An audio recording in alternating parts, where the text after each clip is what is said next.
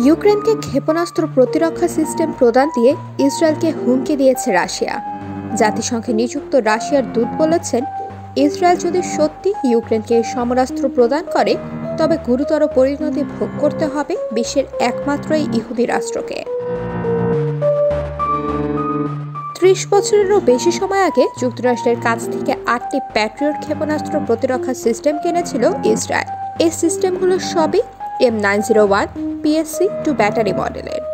গত এপ্রিল মাসে ইসরায়েলের প্রতিরক্ষা মন্ত্রণালয় ঘোষণা দেয় যে পুরনো হয়ে যাওয়ায় এই সমরাস্ত্রগুলো আর ব্যবহার করবে না দেশটির সেনাবাহিনী।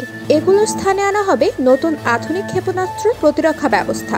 প্রতিরক্ষা মন্ত্রণালয়ের ঘোষণার পর এই প্যাট্রিয়ট ক্ষেপণাস্ত্র প্রতিরক্ষা সিস্টেমগুলো ইউক্রেনের প্রতিরক্ষা বাহিনীকে প্রদানের জন্য অনুরোধ জানায় কিয়েভ।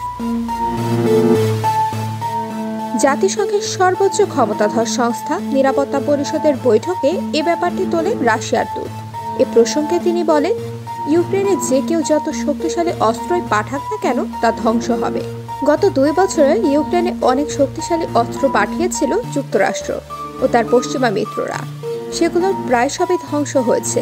আর একটি কথা আমি বলবো, যুক্তরাষ্ট্র ও পশ্চিমা বিশ্বের বাইরে কোনো নতুন রাষ্ট্র যদি ইউক্রেনকে অস্ত্র সহায়তা দেয়, সেক্ষেত্রে তার পরিণতি গুরুতর হবে।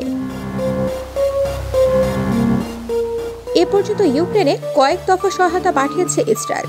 তবে সেসব সহায়তা সবে ছিল খাদ্য, চিকিৎসা ও অন্যান্য মানবিক ত্রাণ। গত বছর ইসরায়েলের কাছে আয়রন ডোম ক্ষেপণাস্ত্র প্রতিরক্ষা ব্যবস্থা চেয়েছিলেন ইউক্রেনের প্রেসিডেন্ট ভ্লাদিমির জেলেনস্কি। তবে সেই অনুরোধ প্রত্যাখ্যান করেছিলেন ইসরায়েলের প্রধানমন্ত্রী বেঞ্জামিন নেতানিয়াহু।